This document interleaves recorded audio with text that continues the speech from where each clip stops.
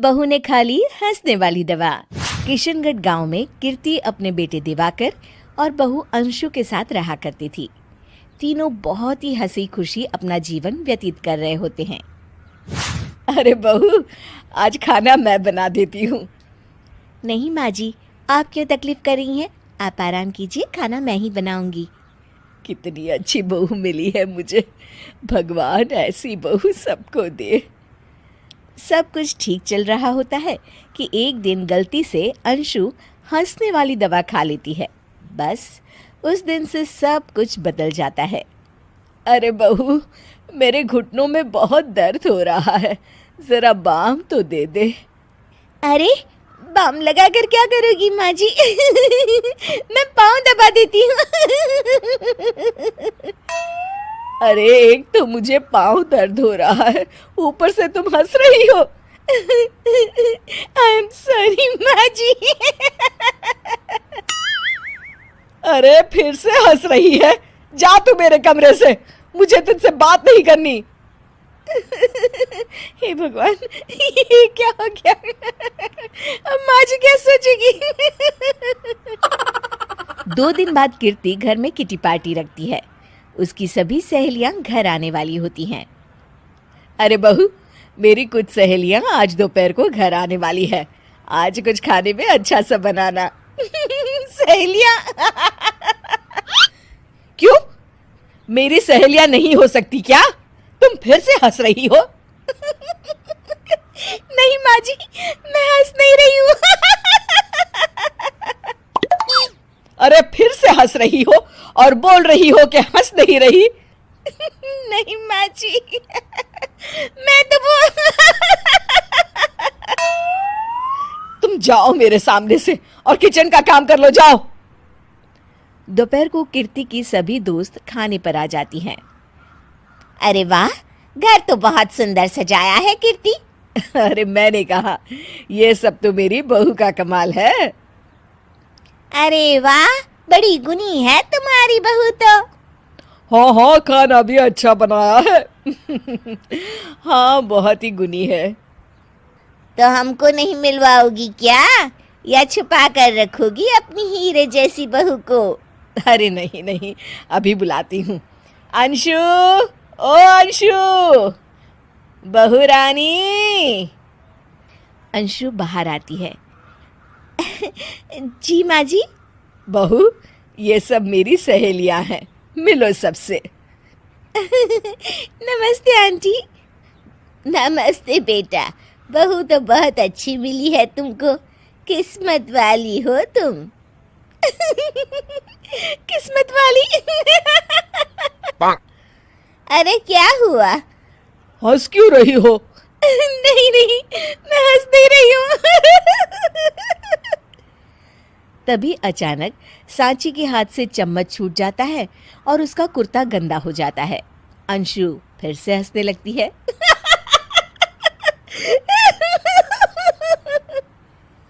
इधर सब सहेलियां गुस्सा होकर चली जाती हैं। कीर्ति भी नाराज होकर अपने कमरे में चली जाती है। हे भगवान, ये मैंने क्या कर डाला? इस तरह से तो माँ जी और उनकी सहेलियां नाराज हो गई। अगले दिन, बहू, ओ बहू, किधर हो? जी माँ जी। जल्दी से मेरे साथ चलो, पड़ोस वाले शर्मा जी की हार्ट अटैक से मौत हो गई है, उनके घर बैठक के लिए जाना है। अंशु तैयार होकर आ जाती है। थोड़ी देर में दोनों शर्मा जी के घर पहुंच जाती है। वहां पर सब रो रहे होते हैं। कीर्ति शर्मा जी की बीवी के पास बैठकर उन्हें सांत्वना देने लगती है। बड़े अच्छे इंसान थे मेरे पति। अच्छा। तुम हंस क्यों रही हो? वो अच्छे थे। हाँ हाँ, बहुत अच्छे थे अंकल। अरे अंशु, हंस मत। माँ जी, मैं हंस नहीं रही। मैं तो आंटी जी को बस दिलासा दे रही थी। सब औरतें अंशु की इस हरकत से हैरान हो जाती हैं। कीर्ति भी बहुत शर्मिंदा होती है और वो अंशु को लेकर फटाफट घर लौट आती है। अंशु, क्या हो गया है तुझे? हंस क्यों रही थी तू वहां पर? नहीं बाजी, मैं तो बस अरे तो फिर से हंस दी। जा तू अपने कमरे में, मुझे तो तुझसे बात ही नहीं करनी। मेरा बेटा ही तुझसे बात करेगा अब। रात को जब दिवाकर घर लौट आता है तो कीर्ति दिवाकर को सब कुछ बताती है। ठीक है माँ, अब फिक्र मत करो, मैं अंशु से बात करता हूँ। दिवाकर अपने कमरे में जाता है। जी आ गए आप? कैसे हैं? मैं तो ठीक हूँ, बस सर में हल्का दर्द है। सर में दर्द? अरे इसमें हंसने की क्या बात है? नहीं, मैं हंस नहीं रही हूँ। मुझे तो फिक्र हो रही है आपकी। एक तो मेरे सर में दर्द है, ऊपर से तुम हंस रही हो। अरे कैसे समझाऊं मैं आपको? मैं हंस नहीं रही। अंशु, तुम इस घर से चली जाओ। माँ ने मुझे बताया जो भी तुमने शर्मा आंटी के घर किया, और किटी पार्टी में भी। नहीं जी, मैं ऐसे नहीं हूँ। तो अभी क्या हुआ था? क्यों हंस रही थी तुम? रुकिए, मैं आपको सब कुछ बताती हूँ आपको सब कुछ। अंशु डायरी में लिखकर दिवाकर को पढ़ने देती है। कुछ दिनों पहले मैंने गलती से हंसने वाली दवा पी ली थी, जिसकी वजह से ये सब हो रहा है। इसका असर कुछ दिन और रहेगा। अरे तो तुमने ये सब पहले क्यों नहीं बताया अंशु? वो मैंने माँ जी को बताने की बहुत कोशिश की, मगर उन्होंने सुना ही नहीं। अरे ठीक है, मगर वादा करो जब तक दवाई का असर ठीक नहीं हो जाता तुम घर से बाहर नहीं जाओगी। नहीं जाऊंगी, और हंसूंगी तो बिल्कुल नहीं। लो, तुम तो फिर से हंस दी। मोहन बहुत ही मेहनती किसान था। उसके पास एक छोटा सा बाग था जिसमें वो तरह तरह की सब्जियां उगाता और उन्हें मंडी में जाकर बेचता। इसी से ही उसका गुजारा चलता था। सब्जी ले लो, सब्जी, ताजी ताजी सब्जी। बहन जी, आज लौकी लेकर आया हूँ। ताजी ताजी लौकी उगी थी और आप कई बार बोल भी चुके थे, तो सोचा आज लेता ही जाता हूँ। हाँ अच्छा, वैसे तुम्हारी सब्जी खुद के बाग की उगी होती है, इसलिए मेरे घर में सब बहुत पसंद करते हैं। एक काम करो, मुझे 2 किलो लौकी और 2 किलो तुरई कर दो। और करेले भी लाए हो क्या भैया? अब तो गर्मियों की सब्जियां शुरू हो गई हैं, तो करेला तो बहुत पसंद करते हैं सब। करेले भी ले आना। ठीक है बहन जी, मैं कुछ दिनों में करेले भी रखूंगा। आप मंडी में अगली बार आओगे तो आपको करेले जरूर मिलेंगे। हाँ मोहन भैया, करेला है क्या? नहीं साहब, कुछ दिनों में करेले की फसल बस होने ही वाली है, फिर आपको ताजे ताजे करेले मिल जाएंगे। हाँ ले आना, मेरी माताजी को करेले बहुत पसंद है भाई, और वो तुम्हारे ही बाग के करेले खाती हैं। उस दिन मोहन को करेले के लिए काफी ग्राहकों ने बोला। घर जाकर मोहन अपनी पत्नी मालती से बोलता है। मालती, आज मंडी में बहुत लोगों ने करेले के लिए पूछा। मैं सोच रहा हूँ इस बार गर्मियों में अच्छी बिक्री हो जाएगी। सीजन की सब्जी है और अच्छे पैसे आ गए तो इस साल गुड़िया के लिए भी कोई अच्छा लड़का देखकर उसकी शादी कर देंगे। करेले काफी बढ़िया और ताजे उगाए हैं, बस इस बार तो हमारा करेला बहुत बढ़िया दामों में बिक जाएगा। बस तुम ठीक कह रहे हो जी, तुमने बहुत सही किया कि इस बार करेला उगा दिया। बस अब तो उन रुपयों से गुड़िया की शादी कर दे तो हमारी सारी चिंताएं दूर हो जाएंगी। अरे कोई घर पर है? मोहन, अरे ओ मोहन। नमस्ते महाजन जी, कैसे हैं? आइए आइए, मैं खुद आपसे मिलने आने वाला था। अरे मुझे सब पता है, तू कोई मुझसे मिलने नहीं आने वाला था, मुझे ही तेरे पास आना पड़ता है। बात सुन, अब मैं और कर्जा नहीं रोक सकता, तुझे मेरे सारे रुपए लौटाने होंगे। मुझे अपनी बेटी की शादी करनी है, उसमें मुझे रुपयों की जरूरत है। तू मेरे 20,000 रुपए वापस कर दे। पर महाजन जी, मैंने तो आपसे 3 महीने आगे की मोहलत मांगी थी। अभी तो कर्जा देने के लिए मेरे पास 3 महीने का समय बाकी है।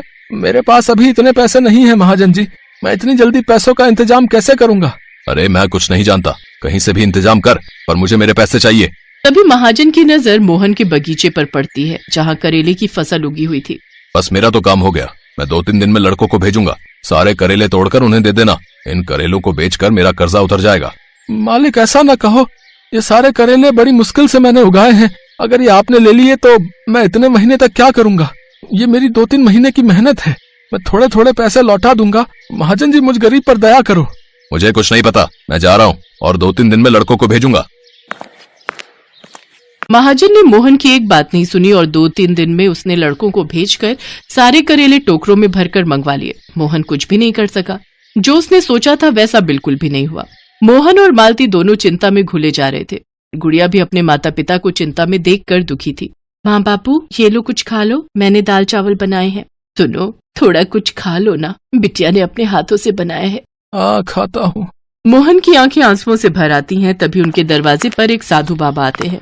बाबा को कुछ खाने को दे दो, बहुत भूख लगी है। माँ, दाल चावल तो इतने ही थे और पतीली में नहीं रखे। बिटिया एक काम कर, इसमें से थोड़े चावल अलग करके बाबा को दे दे।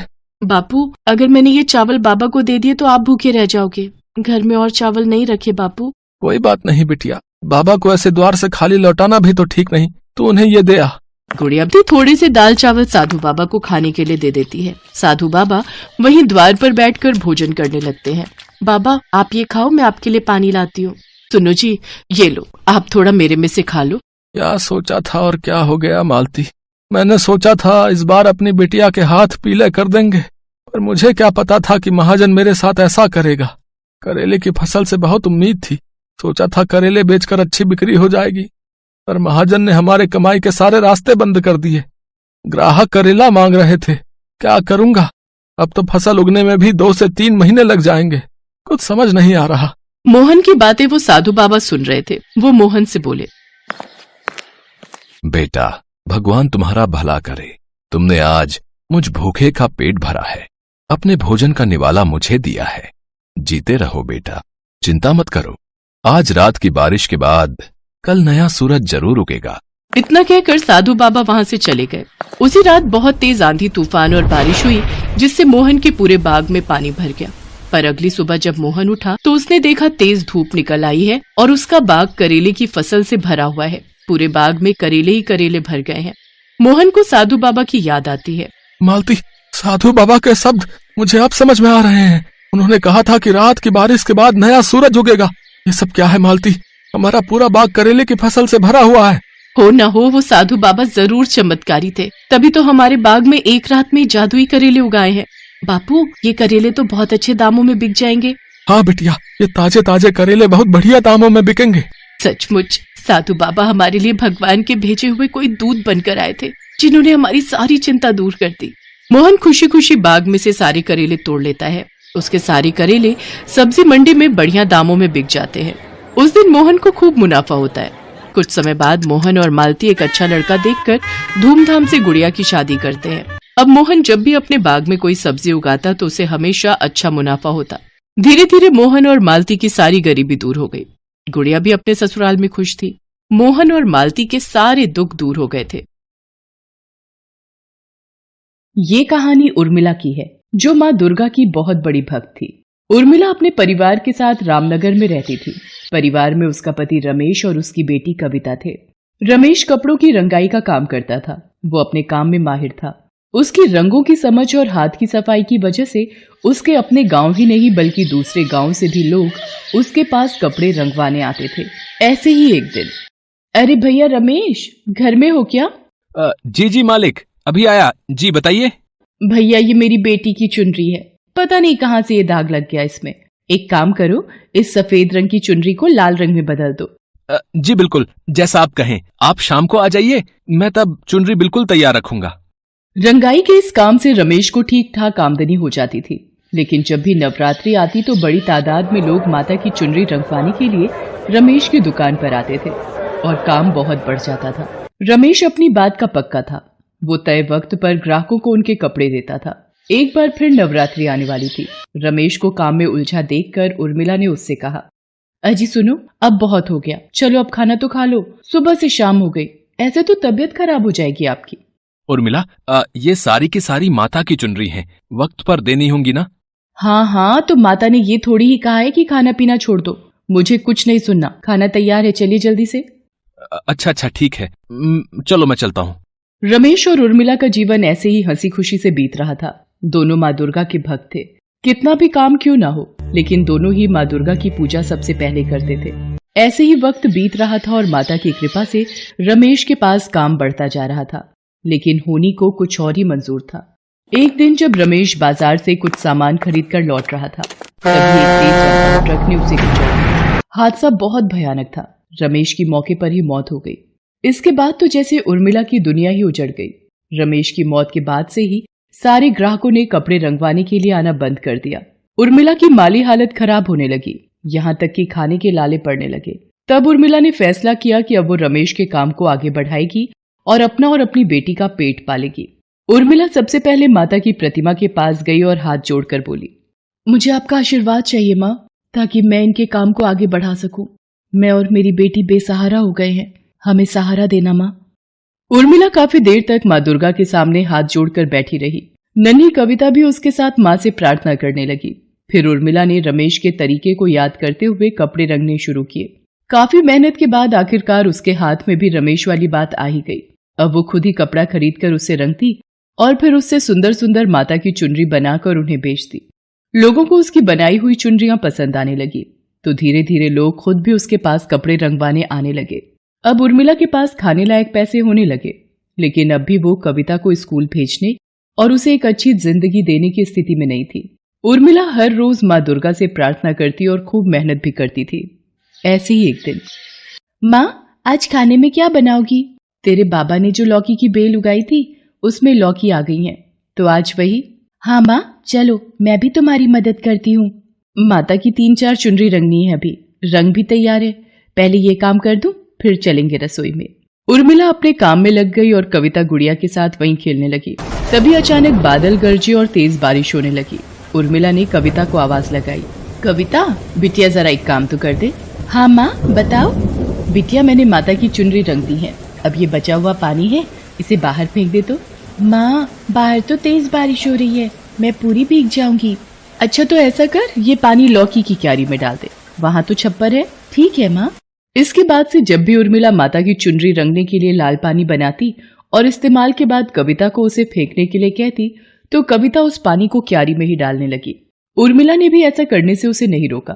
कई दिनों बाद जब उर्मिला खुद क्यारी में पानी डालने गई तो उसने देखा कि लौकी के बेल के पत्ते कुछ गुलाबी से हो गए हैं। उर्मिला ये देखकर चौंक गई और फिर उसने कविता को आवाज लगाई, कविता जल्दी इधर आ, देख तो ये क्या हुआ है?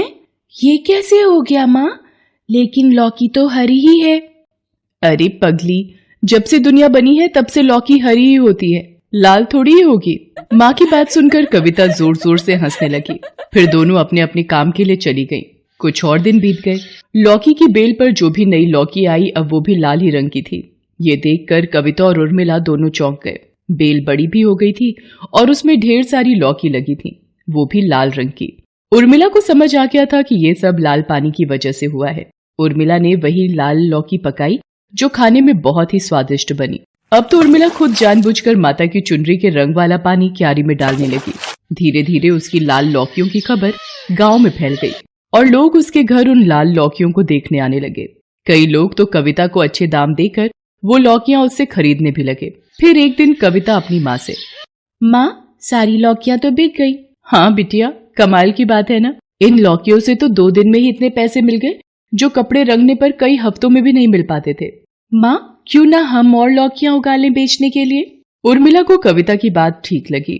उसने गांव के एक जमींदार से खेत किराए पर लिया और उसमें आखिरी लाल लौकी के बीज बो दिए। कुछ दिन बाद बीज पौधे बन गए और कुछ महीनों बाद बेल, और फिर उसमें लाल रंग की लौकियां भी आने लगी। उर्मिला ने अब भी कपड़े रंगने का काम नहीं छोड़ा था। वो अब भी माता की चुनरी के लाल पानी को ही लौकियों की बेल पर डालती थी। पूरे गांव में अकेला उर्मिला का ही खेत था जिसमें लाल रंग की लौकी उगती थी। लोग दूर दूर से उर्मिला की लाल लौकियां खरीदने आने लगे, लेकिन जमीन के मालिक और गांव के जमींदार को ये बात पसंद नहीं आई।